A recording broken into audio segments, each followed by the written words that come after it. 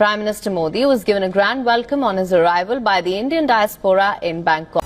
Guard of honour और ये ceremonial welcome प्रधानमंत्री नरेंद्र मोदी को। प्रधानमंत्री नरेंद्र मोदी का औपचारिक स्वागत करते हुए थाईलैंड के प्रधानमंत्री पेथोंगथांग शिनावात। लेकिन याद रखें कि मोहम्मद यूनुस साहब जो हैं उनको पाकिस्तान के वजीर आज़म ने भी दावत दी है, लेकिन वो नहीं आए। वो चाइना चले गए और फिर अब वो नरेंद्र मोदी से मिल रहे हैं। दोस्तों, भारत के वजीर आज़म नरेंद्र मोदी थाईलैंड पहुंचे हैं और जहां पे वो बिम्स एक मैरिटाइम ट्रांसपोर्ट डील भी जो है वो ऑलरेडी फॉरेन मिनिस्टर्स जो हैं वो साइन कर चुके हुए हैं कल। Scheduled bilateral talks include a meeting between the prime ministers of India and Thailand.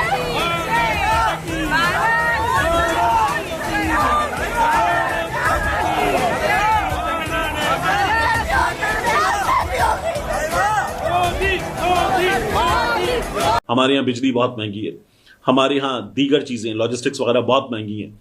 उनके साथ हम 29% टैरिफ पर अमेरिका को जो चीजें एक्सपोर्ट कर रहे हैं, हमारा हशर क्या होगा हमें अंदाजा कर लेना चाहिए। वीडियो वायरल इस वक्त सोशल मीडिया पे। आखिर भारत करना क्या चाह रहा है नाज़रीन, जो कल तक मुल्क का ये हाल हो गया है, कहीं पे भी सुकून नहीं है, कहीं भी अमन नहीं। यार शाम में इतनी बदअमनी नहीं है जितनी पाकिस्तान में है। कुछ खुदा का खौफ कर लो। होना ये चाहिए कि भारत अपने 15,000 ट्रुप्स को लेकर जो सिलीगुड़ी कॉरिडोर का एरिया है, यानी जो बांग्लादेश के साथ नेपाल के साथ एक साइड पे मिलता है, एक तरफ भारत के साथ मिलता है। ट्रंप ने जो टैरिफ्स लगाए हैं दुनिया के तमाम ममालिक पे, पाकिस्तान पे 29% टैरिफ लगाया है।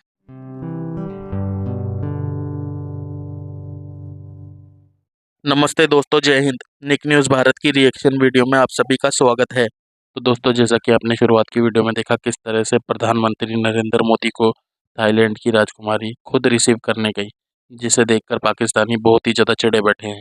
दरअसल दोस्तों, प्रधानमंत्री नरेंद्र मोदी थाईलैंड के बैंकॉक शहर में बिम्स्टेक की मीटिंग अटेंड करने के लिए गए हैं और उन्हीं के साथ जो डॉक्टर एस जयशंकर है वो भी वहाँ पहुँचे हुए हैं।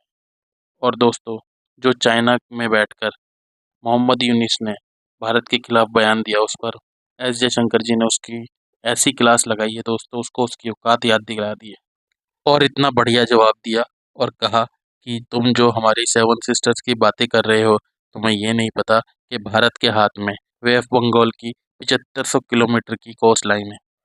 तो अपनी औकात में रहो और भारत के खिलाफ बोलना बंद करो, नहीं तो तुम्हारी भी हालत पाकिस्तान की तरह खस्ता हो जाएगी और शहबाज शरीफ के साथ तुम भी भीख मांगोगे मिलकर जोड़े से। तो दोस्तों, इसी टॉपिक पर चलते हैं आगे की वीडियो की तरफ। धन्यवाद। दोस्तों, भारत के वजीर आज़म नरेंद्र मोदी थाईलैंड पहुंचे हैं और जहां पे वो बिम्स्टेक, जो कि बेसिकली भारत ने एक सार्क का मुतबादिल ढूंढा हुआ है कि कैसे पाकिस्तान को साइडलाइन करना है, कैसे पाकिस्तान को इग्नोर करना है और कैसे खित्ते के बाकी ममालिक को साथ मिला के अपनी मर्जी का एक रीजनल ऑर्डर देना है। ये वो बिम्स्टेक है।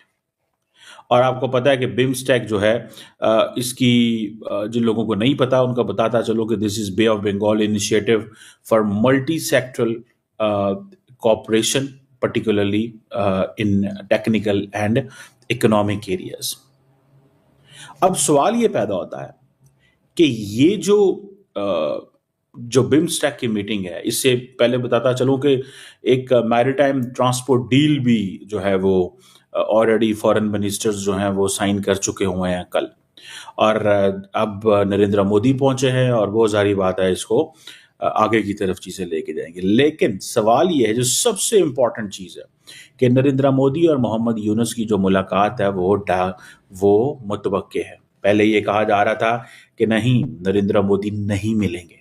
अब ये बातें चल पड़ी हैं कि नहीं, मोदी और यूनुस मिल रहे हैं। ये क्या हुआ? पहले कहा गया कि मुलाकात नहीं होगी, नहीं मिलेंगे, नहीं मिल सकते, और अब कह रहे हैं कि नहीं मिलेंगे, मिल रहे हैं, प्लानिंग है, सोच रहे हैं। क्या नरेंद्र मोदी और भारत ये सोच रहे हैं कि अगर यूनुस को इतना साइडलाइन किया, इतना अनॉय किया, इतने हालात खराब किए, तो शायद यूनुस का कम बैक मुमकिन ना हो। So it's better to meet. लेकिन याद रखें कि मोहम्मद यूनुस साहब जो हैं उनको पाकिस्तान के वजीर आज़म ने भी दावत दी है, लेकिन वो नहीं आए। वो चाइना चले गए और फिर अब वो नरेंद्र मोदी से मिल रहे हैं। खैर, इसके ऊपर भी जारी बात है, बहस होगी, बात होगी, डिस्कशन होगी। लेकिन ये जो bay of Bengal initiative for multi sectoral technical and economic cooperation है, जिसमें ये सारे के सारे ममालिक, जिसमें थाईलैंड और म्यांमार और बाकी तमाम सार के पुराने ममालिक, जिसमें बांग्लादेश, भूटान, नेपाल, श्रीलंका और इंडिया इटसेल्फ जो है वो इन्वॉल्व है। अब असल मकसद क्या है? असल मकसद यह है कि इंडिया अपना रीजनल ऑर्डर लेके आना चाहता है, लार्जली जिसको लोग इग्नोर करते हैं जिस बात को। India wants to bring its own regional order. India wants to give a message to Pakistan and China. तो इन हालात के अंदर भारत के तज्जियाकार जो हैं, मेजर गौरव ने अपने एक व्लॉग के अंदर क्या कहा कि अब होना ये चाहिए कि भारत अपने 15,000 ट्रुप्स को लेकर जो सिलीगुड़ी कॉरिडोर का एरिया है, यानी जो बांग्लादेश के साथ, नेपाल के साथ एक साइड पे मिलता है, एक तरफ भारत के साथ मिलता है और एक तरफ नाज़रीन जो है वो भूटान के साथ उसका एरिया मिलता है, तो चाइना जो है उसके साथ भी उसका एरिया। तो अब नाज़रीन चाइना जो है वो इनके साथ अहम तरीन इनके कॉन्ट्रैक्ट बांग्लादेश के साथ भी हो चुके हैं और भूटान के साथ भी हो चुके हैं, और भूटान के साथ इनके काफ़ी ज़्यादा मामलात ख़राब हैं।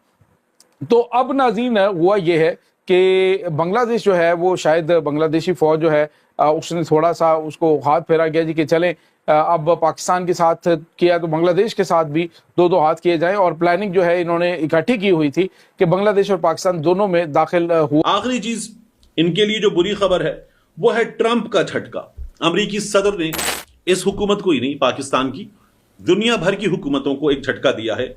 पाकिस्तान पर जो टैरिफ है वो 29% कर दिया गया है। हम अपना माल बाहर बेचते हैं और हमें जो गरीब ममालिक को हासिल मुराद हैं उसमें मुराद हासिल थी, तो अब हमें अपना माल बाहर बेचने पर 29% टैरिफ अदा करना होगा। हमारे यहाँ बिजली बहुत महंगी है, हमारे यहाँ दीगर चीजें, लॉजिस्टिक्स वगैरह बहुत महंगी हैं। उनके साथ हम 29% टैरिफ पर अमेरिका को जो चीजें एक्सपोर्ट कर रहे हैं, हमारा हशर क्या होगा हमें अंदाजा कर लेना चाहिए। चाइना पर 34% है, इंडिया पर कुछ 19% टैरिफ है। इन हालात में पाकिस्तान पर टैरिफ आया है। मैं एक चार्ट देख रहा था, उस चार्ट के मुताबिक यूरोपियन यूनियन इन तमाम मुल्कों से अमेरिका को जो एक्सपोर्ट्स होती हैं वो हैं कुछ अमेरिका में होने वाली एक्सपोर्ट्स का 18%, ठीक ठाक बड़ा नंबर है। जो चाइना एक्सपोर्ट करता है दूसरे नंबर पर, वो हैं कुल एक्सपोर्ट्स का कुछ 14%। फिर उसके बाद वियतनाम वगैरह भी बहुत ऊपर हैं, उन पर भी अच्छा खासा टैरिफ आयद हुआ है। हम कहां हैं? हम अंगोला के साथ, नाइजीरिया के साथ और इस तरह के ममालिक के साथ हैं। हम बहुत नीचे जाकर लेस देन 1% पे हमारी एक्सपोर्ट्स कितनी अमेरिका को? ये हैं कुछ 5 बिलियन से जरा ज्यादा। और हमारी अमेरिका से इंपोर्ट्स कितनी हैं? तो ये हैं कुछ $2.2 बिलियन के आसपास। अमेरिका ने बैलेंस ऑफ ट्रेड जो है उसमें कितना नेगेटिव है अमेरिका, इसका हिसाब लगाया है तो अमेरिका पाकिस्तान के मामले में कुछ $3 बिलियन डेफिसिट में है, तो हम पे 29% लगाया है। जो चाइना है, यूरोपियन यूनियन है, वहां वो $200 बिलियन, $250 बिलियन इतने डेफिसिट पर है और अमेरिका उन पर ज्यादा टैरिफ आयद कर रहा है। ट्रंप कह रहा है हम खुशहाल होंगे इससे, और दुनिया वो इस वक्त शदीद रद्द अमल दे रही है और ये कह रही है ठीक है अब हम आपकी मसनूआत पर टैरिफ लगाएंगे और ठीक ठाक टैरिफ लगाएंगे। क्या हम ये कर सकते हैं? देखिए, अगर हम ये करने की सोचें तो एक, हम अमेरिका से मंगवाते कितना है इसको देखना पड़ेगा। अगर ऐसा होता कि हम अमेरिका से मंगवाते ज्यादा, अमेरिका को बेचते कम, तो अमेरिका को नुकसान होता। लेकिन हम अमेरिका से मंगवाते हैं कुल $2.2 बिलियन की चीजें, तो हम अमेरिका पर क्या कोई जोर जबरदस्ती कर सकते? नहीं, नो चांस। अमेरिका ने जो हमें यहां से पकड़ लिया है, हमारी एक्सपोर्ट सबसे ज्यादा अमेरिका को होती है $5 बिलियन प्लस। उसमें भी अगर हमारे पास ये 29% टैरिफ आ जाएगा तो हुकूमत के लिए there is a bad news. अब उस बैड न्यूज में से ये कैसे निकलते हैं देखना पड़ेगा। ऐसी ही लेटेस्ट वीडियो देखने के लिए निक न्यूज भारत को सब्सक्राइब करें, लाइक और शेयर करना ना भूलें।